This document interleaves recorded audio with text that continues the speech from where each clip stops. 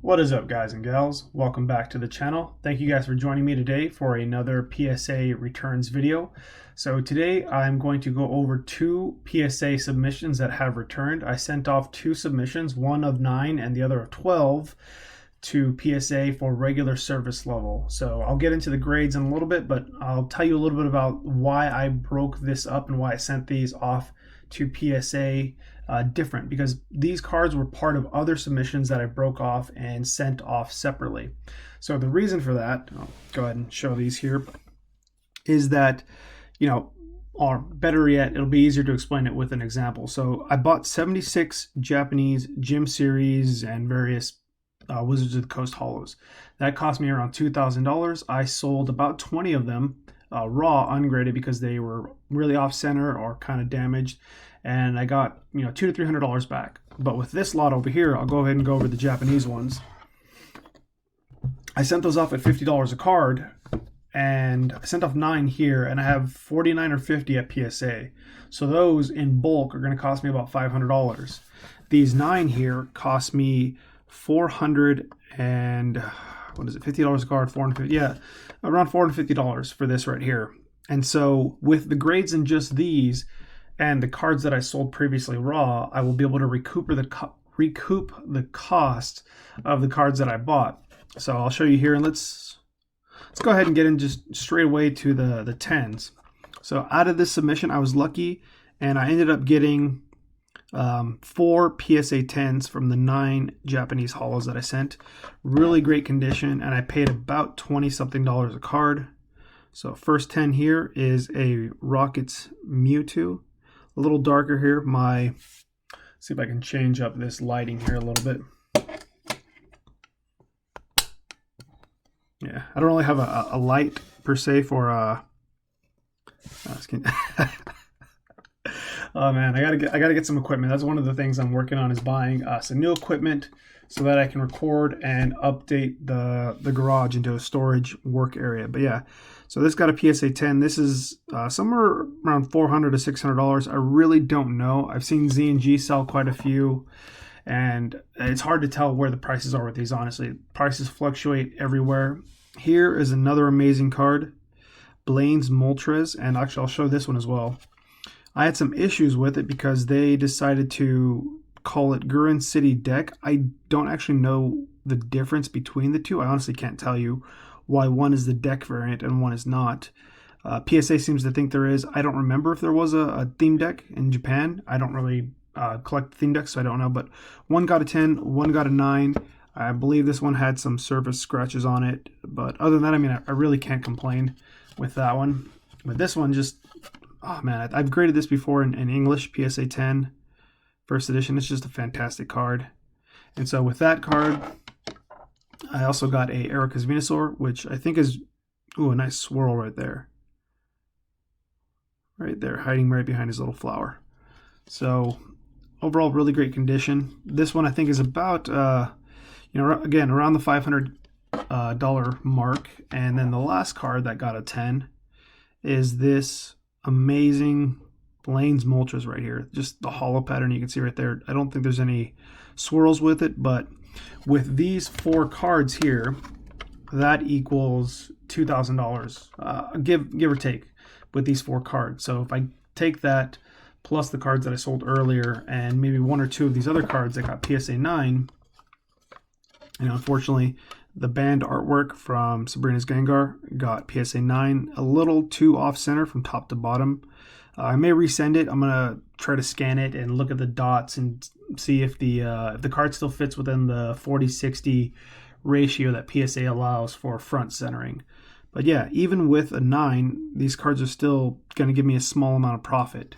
And basically at this point, with the cards that are in this Japanese submission, the other 49 cards that are grading are basically free. So whether I hold on to them or I sell them, it's pure profit at that point. So that's kind of what I was aiming for by sending a few of the cards off to grading. Rockets Moltres here. I believe this one might have been off center as well. But yeah, can't beat that. $20 for pack fresh Japanese Wizards of the Coast. This one only got a 10 or 9, excuse me, because of the print line. You can see here it cuts the little hollow circle in half and it goes across the whole thing. Although honestly, it's hard to really see on here. So I'm surprised this one actually got a 9, since that was the only thing wrong with it. I could see it getting a 9.5 with another grading company. Ooh, and a nice swirl right there. So overall, I think it's actually really cool. You get this that's cut in half right there and the swirl right there. So it was a great submission, and with that strategy, basically the grading fees that are left with everything else are pretty much free at this point. So hopefully that Japanese bulk submission does really well at PSA. I'll take 30-40% PSA 10 on those, as there's more Blaine's Moltres, Rockets, Mewtwo, and other cards like that. The other submission I did is kind of like a mix of modern cards. Not quite as good as my last submission, where I got 15 out of 15 PSA 10s, but overall, really can't complain. The only thing is there's a mark right there, and I don't recall that being there, so that's kind of interesting. But yeah, bought this for about $50 when it was a lot cheaper, and now the prices, you can find these for anywhere from $100 to $200 a piece, depending on the title. If somebody says PSA 10 in the title, a lot of newcomers bid up that item to $200 or $300, and good luck getting it cheap. This one here, Shining Celebi, another one of the promo ones, hard to get. This one's about $500 in a PSA 10, maybe a little more.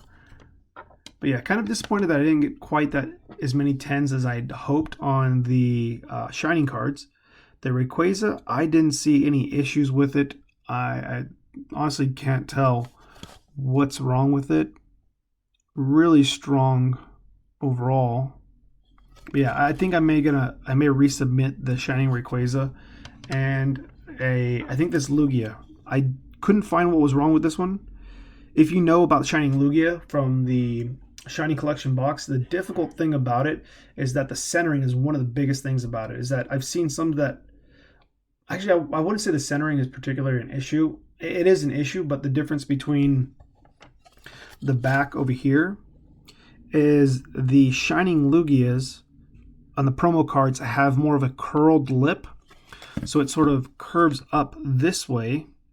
And then with the set cards, you'll see it has a nice curl over. So it's really a really fine, clear corner on the pack cards. When it comes to the promos, though, those have the lip that curl upwards, and those seem to catch. But when they're curved down this way, it seems to go over this way when it's moving or getting any sort of abrasion. But as soon as it's up this way, whenever it rubs over anything, it's going to pull back the blue that's on the card, and that's why you often see more damage with those promo cards. But yeah, I honestly don't see much of an issue with the Rayquaza. The Lugia, I think there's a little corner issue. But other than that, the corners look fine. I think I'm probably going to resend those anyway. It doesn't really bother me. The rest of the cards are actually really nice. So I got a Shining Mew. This is my only copy, and this one is going to be added to the collection. I have quite a bit more sent in the bulk, so hopefully I'll get some more 10s. But yeah, this is my first Shining card from Shining Legends. And then other than that, I got a few other cards. This one is, I'm pretty happy about this one. I was opening up some packs with my girlfriend and her nephew, and we had 10 ETBs, and so we opened up those with some Burning Shadows ETBs, and it was really fun just kind of opening it up. So I know this card isn't quite worth as much as people were hoping it would be. It's this one and the other Champion's Path Charizard are worth around $700. So if you can pick this up for $200 and spend $50 to grade it, you can probably make a few $100 profit quickly. I do kind of foresee these going up more in the future. I mean, just look at the design, the pattern. It's honestly a fantastic card, but for me, I'm just going to keep it just because it was a fun time opening up packs and eating food. So for me, I'm going to keep this card and I enjoy that one. A few other cards that I have. So this is my third Mewtwo PSA 10. I've graded 2 so far, and I sold them. I sold those along with a few other modern cards from the last submission so that I could buy some PSA 10 EX cards. I wasn't planning on selling them. Let's see. But unfortunately, sometimes cards that come up that are a lot rarer than this, even though this was going for $800 at the time, it's gone down to $400, I think. sometimes I have to sell some cards to pick up the ones that I want, but sometimes you get lucky and you find a few more like these, and I'm able to grade them in PSA 10 as well. So this one's a first for me. But yeah, other than the shining cards, the rest of the modern hyper rare cards that I graded got all PSA 10s. I think there's a difference in the production quality between these hyper rares. The sheet and the production of how it's cut and designed and created overall is different. You get these smoother edges. Again, you see that they're kind of curved downward as compared to the shining promos and even the yellow bordered cards that are from sets of, what is it, Sword and Shield? No, Sun and Moon to Sword and Shield. Those ones seem to have that upper lip, or they're not quite as fine of a cut. I know from Burning Shadows, a lot of people had bad experiences with the reprints afterwards. They were not great quality. So the hyper rares seem to be easier to grade in PSA 10 compared to other cards in the sets. So it's good if you can find one that's centered, but the other cards seem to be a lot harder to find. And this is my hyper rare. I've been stocking up on these as much as I can try to find hyper rare full arts and just regular tag team full arts to set aside.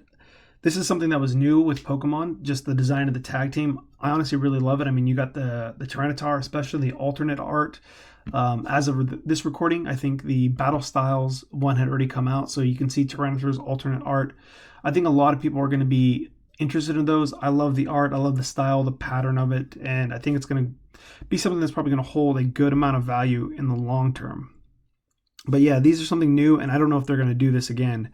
So I think it's something that's going to stand out over time. And I think that's something to mention as well, is there was a second to last card is another tag team. I just love it, this fat guy right here. So just different patterns, different designs. I think this is something that's going to hold up. But what's important to think about when you're looking at some of these cards to grade and to collect, or even just to hold and flip for the long term, is that Pokemon's going to go on for another 10, 20 years. In those 10 and 20 years, Jake from Pokenomics mentioned something in particular. There's going to be a lot of products. There's already a lot now, and it's hard for people to keep up with that if you hadn't been collecting continuously or just have a lot of money, which most of us don't. So the thing to think about is, in that 10 to 20 years coming up, what of those, super shiny, reflective, holographic, crazy designs, which of those cards in the next 20 years is going to still stand out among all those other crazy shiny things? And so I think there's certain cards to be aware of that are just going to be flavors of the moment and stuff like that. But things like tag team, obviously the shinings, those alternate arts as well, those are things that are probably going to stick out in the long term. Not every single hyper rare full art that comes out for the sets. Those are probably going to come and go like a dime a dozen. But certain cards like this, where it's a unique style, something that they haven't done before, and also something that they may not do again, those are going to stand out. Shinings happened in Neo Destiny. Shinings happened again in Shining Legends. Maybe we'll see it in 10 more years. We'll see a third Shining set with different Pokemon. But those are something that are very few and far between, and people can kind of collect where it's, they got the original Shinings, and they got the next Shinings, and they got the other ones. The tag teams, you can make a nice set and collection out of it.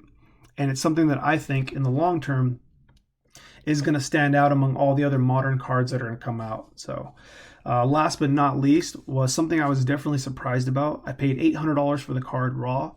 I paid more for this card because I wanted to make a deal with the other card. So if I paid more for this card, the idea was the person might give me a better deal on the rest of the cards. So this is the biggest surprise of my grading since I came back.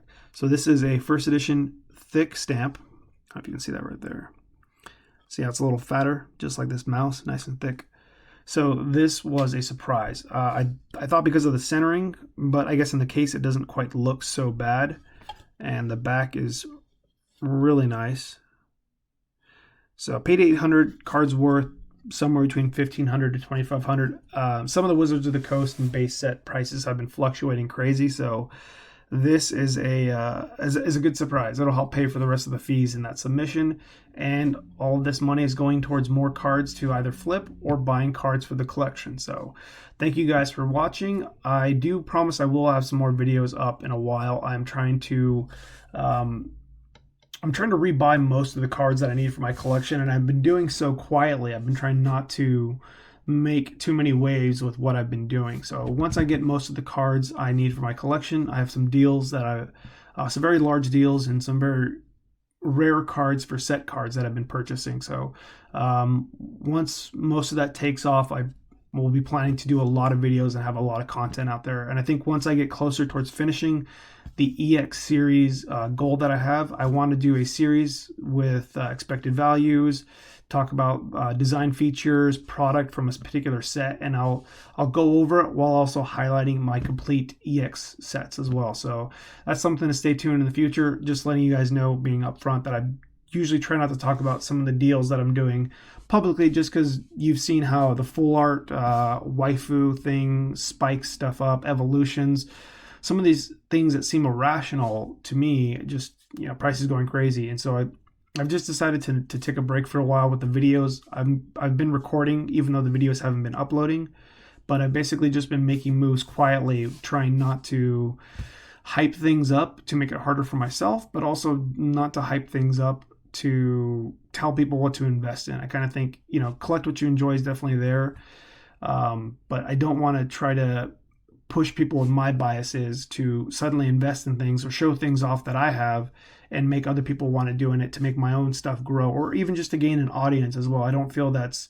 genuine of me. I'm not somebody who's going to say whatever I need to say to get an audience, or to say invest in this, buy now quickly. So again, thank you guys for watching. If you guys do enjoy the video, give it a thumbs up, leave me a comment on what you guys thought of this return, and I do promise that I will have more videos coming up in the future. Just been taking it slow and rebuilding the collection quietly. So thank you guys again. Peace out.